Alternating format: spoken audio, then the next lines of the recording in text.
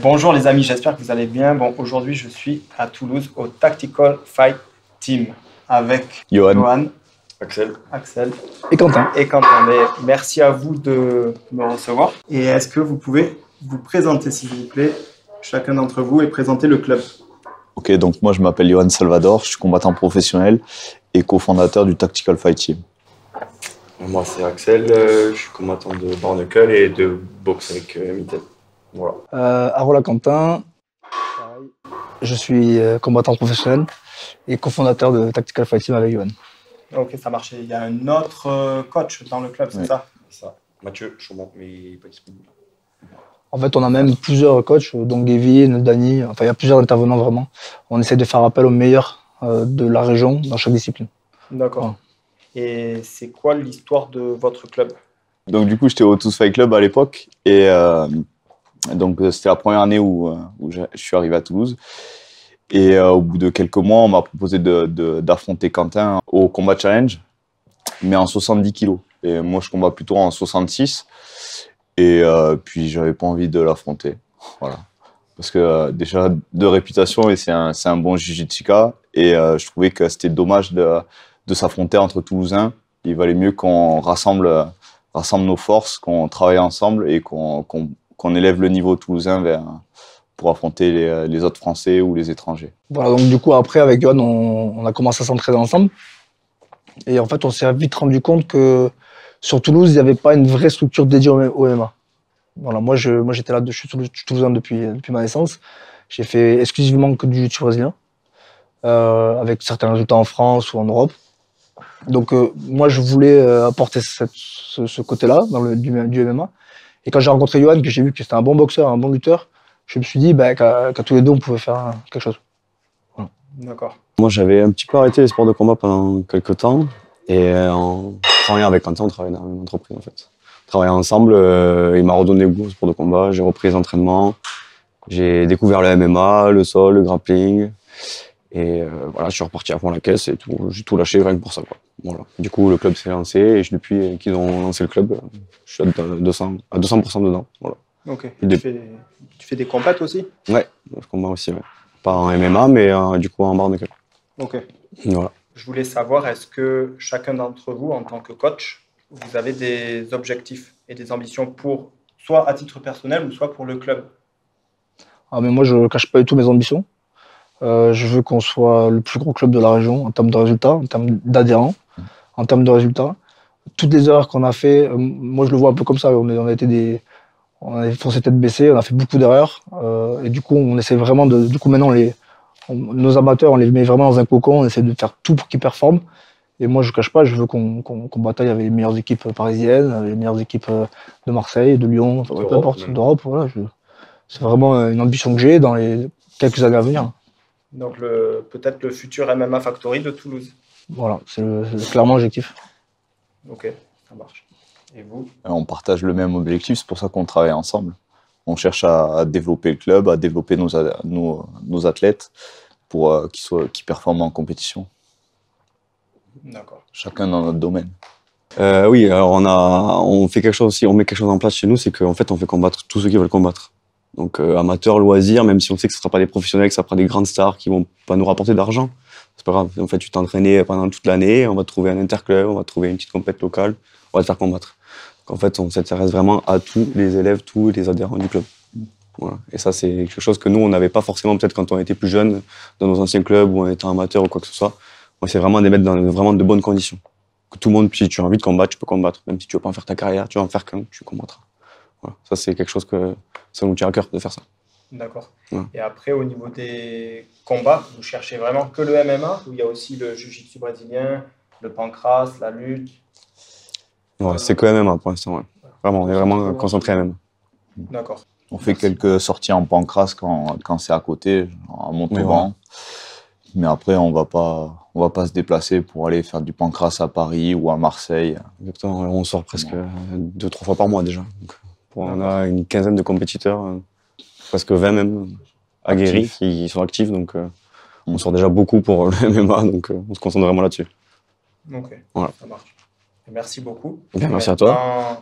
On passe à la partie technique. Allez, c'est parti. Donc là, tu vas nous montrer un petit enchaînement en Ouais. pré-point, c'est ça? Ouais. Ok, Voilà, ça en marche. boxe, il est adaptable au MMA ou en boxe. Ok. Donc là, ce que je fais qui est intéressant, c'est que je balance un jab, mais léger, pour faire déclencher. Comme ça, il renvoie son jab. Mon retrait est très léger, je suis sur la pointe du pied, ça me sert d'amorti en fait. Juste là, bam, pour renvoyer tout de suite. Donc je fais jab, j'amortis, je renvoie, et je rentre avec une uppercut dans la chemise, ici, en step. Donc, jab, je déclenche, droite, et je rentre dans la chemise ici. D'accord, une fois là, après je peux venir me dérouler, sortir sur le côté, switcher, faire comme je veux. Donc je jab, hop, hop, hop. Ici, je peux rentrer en lutte, je peux faire plein de choses. Du moment que j'ai déjà le fait, après je peux faire plein de choses. Donc vraiment c'est ça, c'est faire déclencher, et punir dans la cheminée là.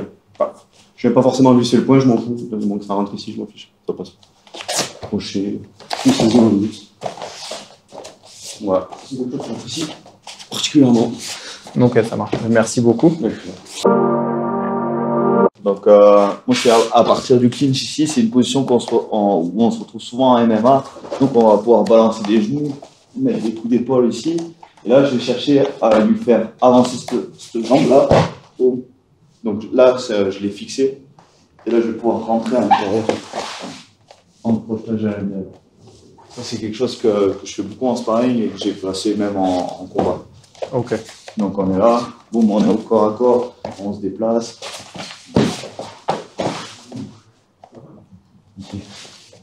Et c'est aussi adaptable contre la cage.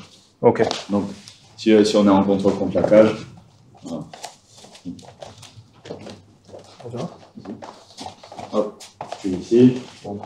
Je peux travailler les genoux ici. Je vais me faire avancer. Boum. Ici. Je suis ici. Contrôle. Boum, genou. Je l'épaule. Je tire à moi. Au sol. Ce qui est important, c'est de bien mettre le poids sur sa jambe pour pas qu'il puisse la retirer une fois que je l'ai fixée. Voilà. Là, il est fixé, mais si je suis léger sur les appuis, il va pouvoir l'enlever. Alors que là, je mets le poids dessus, c'est compliqué pour nous de l'enlever. D'accord. C'est ça la clé de cette technique pour moi. Ok. Et après, quand tu es au sol, est-ce que tu cherches à frapper, à verrouiller ou... Moi, j'ai plutôt. J'ai vraiment un style MMA, donc je vais vraiment chercher, une fois que je suis ici, à contrôler les biceps, à commencer à mettre des frappes, mettre la pression avec le menton sur la tête et toujours rester aligné à ses hanches pour justement éviter qu'un bon jiu-jitsuka il me mette une soumission. Si je le laisse me déborder ici, là, ça va être compliqué. Alors, dès qu'il commence à se déplacer, je reste toujours proche de lui ici et je vais développer des frappes, ce qui va me donner ensuite des ouvertures pour passer la garde ou pour faire évoluer la position ou pour soumettre. D'accord. Alors moi ici en attelage, ce que j'aime beaucoup faire pour garder le contrôle, parce que c'est pas facile avec surtout les adversaires toniques, je vais prendre un contrôle qui moi. Donc ça veut dire qu'avec mon propre buste, je vais pousser pour le faire venir le bras ici. Je vais attraper fermement le poignet, je vais passer à l'intérieur. Ici, je rattrape mon propre poing et je serre tout le monde. C'est ce qu'on appelle un contrôle qui moi qui est très fort. Il ne peut pas revenir vers moi parce que je colle ma poitrine et il ne peut pas tourner non plus. Parce que je le retiens avec son poing. D'accord? Et là, à partir de là, je vais pouvoir travailler. Si vraiment il force pour jouer, je vais pouvoir prendre du dos facilement, juste à rentrer à la pointe du genou et le reste viendra. Et s'il reste là un peu, mais je vais faire un jugatame. C'est un jugatame particulier parce que je vais faire un peu méchamment. Je vais vous lever, je vais tendre la jambe et je vais taper avec la cuisse vraiment sur la tête. Et ça me laissera le temps de bien positionner mon programme. Ok. Donc en vitesse réelle. Ici, je frappe, je vais forcer avec mon buste à passer la main. Si j'ai besoin de m'aider, je récupère, je prends mon temps de bien faire les choses. Je reste bien serré. Là, je lève, je tape. Vraiment, je mets un coup, la cuisse, j'hésite pas. Je suis debout.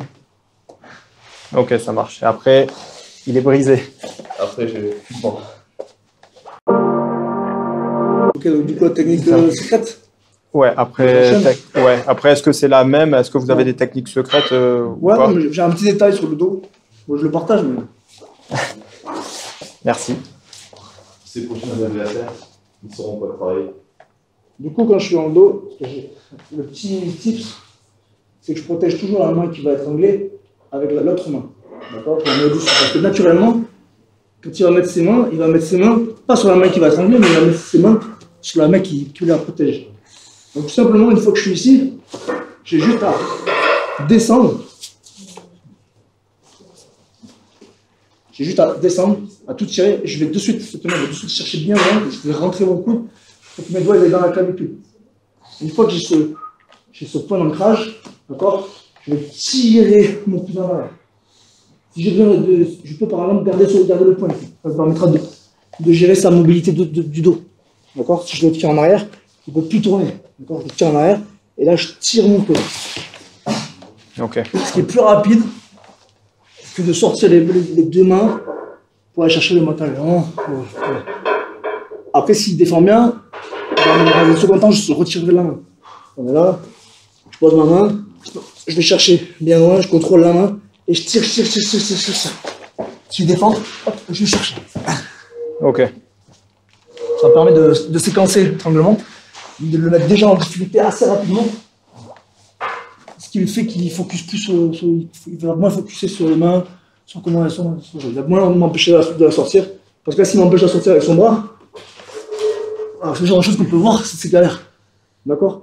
Donc, le fait de planter les doigts dans la clavicule, tirer, voilà, Ok. il va moins focus sur la défense de l'arme. Vu qu'il y a le danger, je suis obligé de défendre d'abord l'avant-bras qui étrangle et du coup son bras il peut le retirer plus facilement. D'accord. Après, dans l'idéal, tu essaies de le garder verrouillé jusqu'au bout, quand même, quand tu vas sur le côté? Ou tu déverrouilles à un moment donné? Ah non, je verrouille jusqu'au bout. Ok. C'est-à-dire que la main, elle vient juste rajouter une pression, en fait. Là ou là. D'accord. Elle vient juste rajouter une pression. Ok. Merci. Donc là, à partir du triangle, il y a beaucoup de combattants qui vont chercher à posturer ici. Donc là, moi, je vais essayer de rentrer à l'intérieur.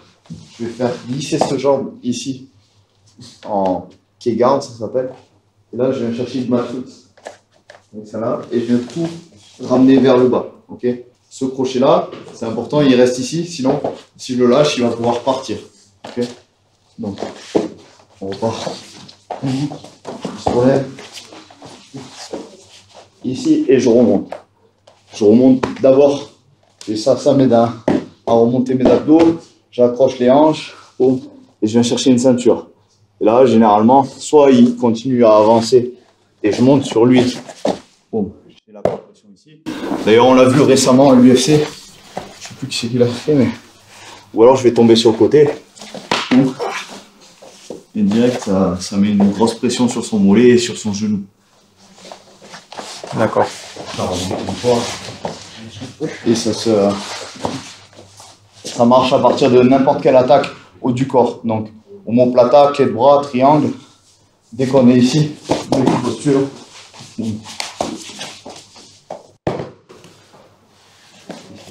Ok. Nickel. Tu peux tester sur moi doucement? Ouais. Donc là, peu importe comment j'essaie de venir. Non, là, on est en garde fermée et je t'ai fait une attaque haut du corps. Donc, mets-toi au sol. Là, par exemple, je t'ai attaqué un triangle. Ok. Donc, toi, pour défendre, tu vas essayer de lever ta tête au ciel et tu vas te lever sur tes pieds. Voilà. Là, je vais venir récupérer ta jambe ici. Et te faire aller vers le bas. Ok.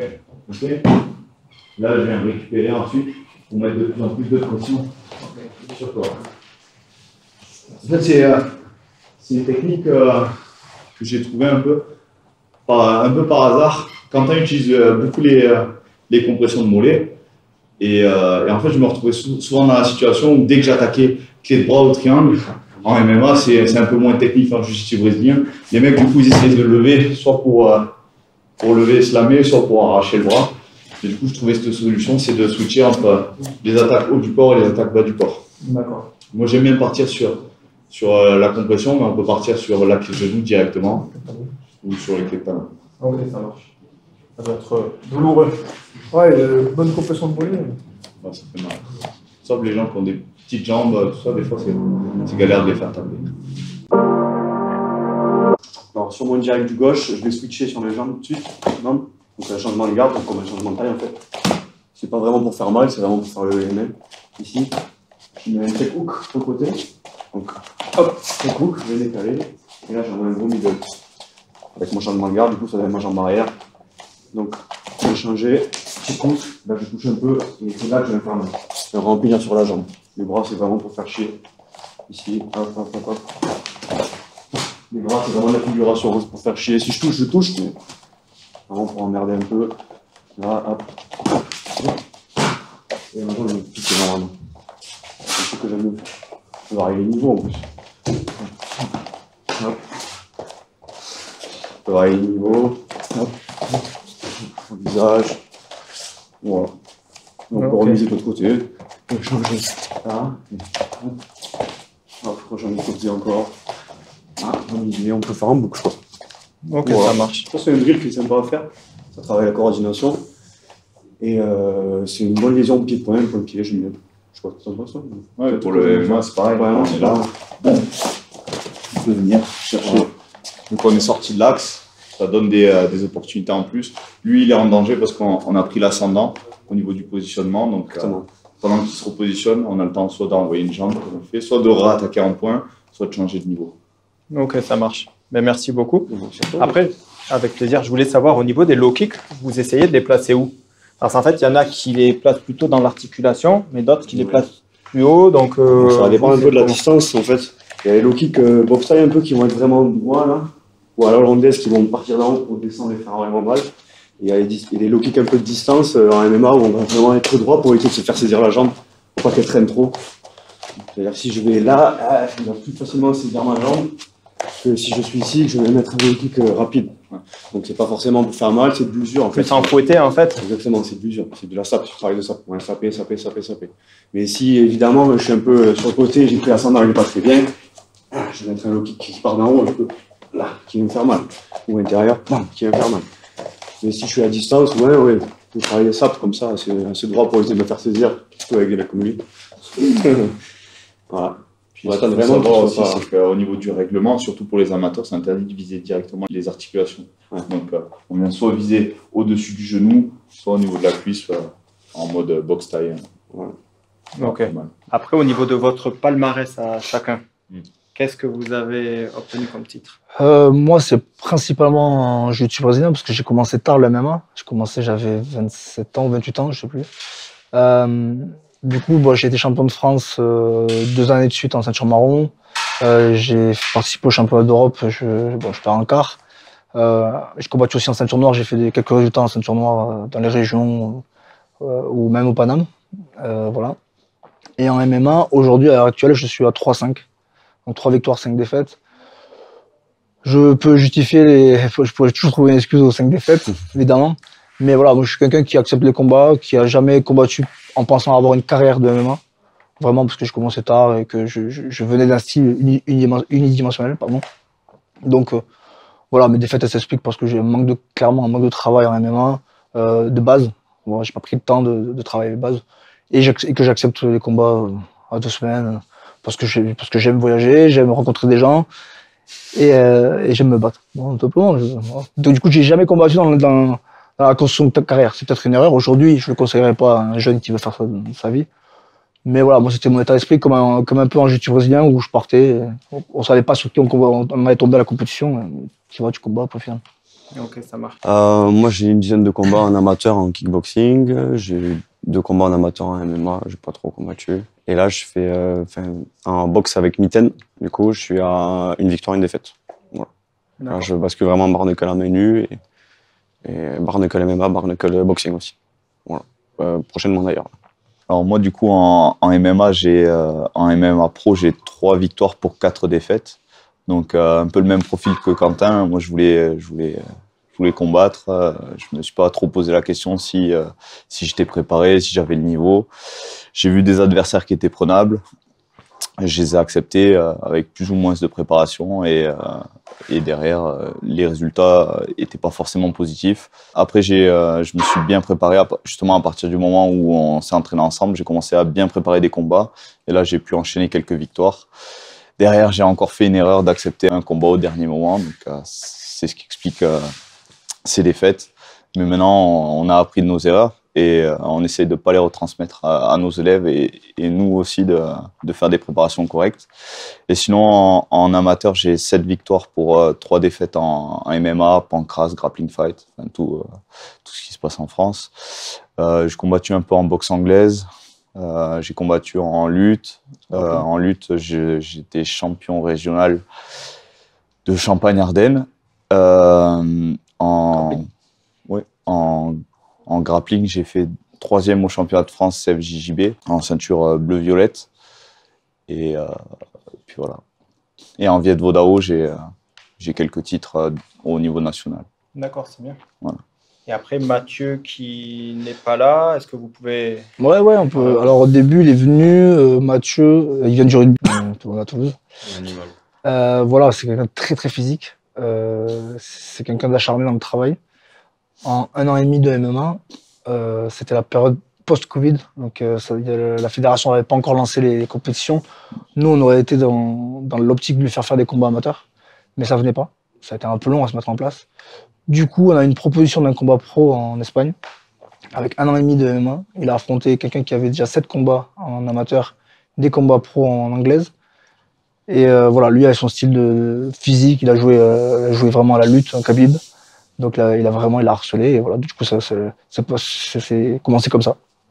Une belle victoire. Et il a enchaîné. Aujourd'hui, il est à 5-1. 4-1. La défaite, c'est sur une erreur aussi stratégique qu'il a corrigée depuis. De mon avis, c'est une future galère dans les 77 en France. Voilà, vraiment. C'est vraiment quelqu'un qui s'entraîne. Voilà. D'accord. Je voulais savoir, est-ce que vous faites des coachings privés? Est-ce que vous donnez des stages ou pas? Oui, en fait, on fonctionne. En fait, on est une salle où on a des cours, on a beaucoup de cours collectifs. Et après, chacun, voilà, on a 20 heures par semaine de cours collectifs. On fait vraiment exclusivement du MMA. On peut découper les créneaux des MMA en sol, en boxe, en chose, mais ça reste toujours dans l'optique MMA. Et ensuite, chacun d'entre nous a accès à la salle pour donner des cours privés en fonction de ses disponibilités, ses envies, sur autre chose. Donc tout le monde peut nous contacter via les réseaux, principalement, les réseaux sociaux. Et voilà, après, chacun propose ses formules. On n'a pas tous le même fonctionnement. Voilà, moi, je travaille à côté, donc j'ai moins de temps que eux, par exemple. Donc voilà, on peut faire ce genre d'arrangement. Puis, comme on est 3, on peut quand même travailler ensemble toujours. Donc voilà, c'est quand même très pratique. D'accord, ça marche. Donc là, vous allez faire un petit sparring de MMA sans échauffement, du coup, juste à la touche. Voilà.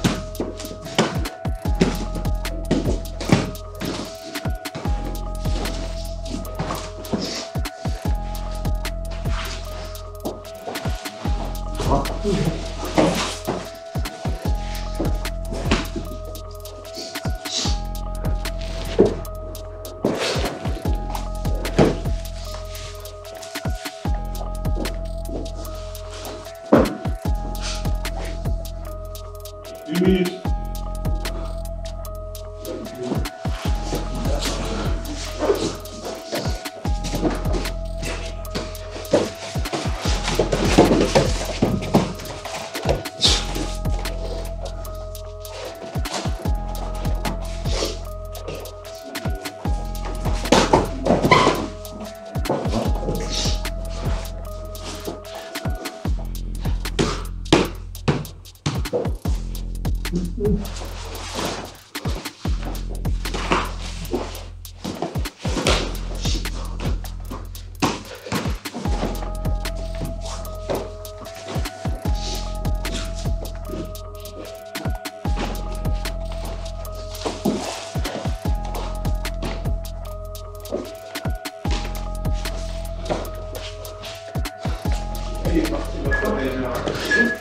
Écoutez, merci beaucoup.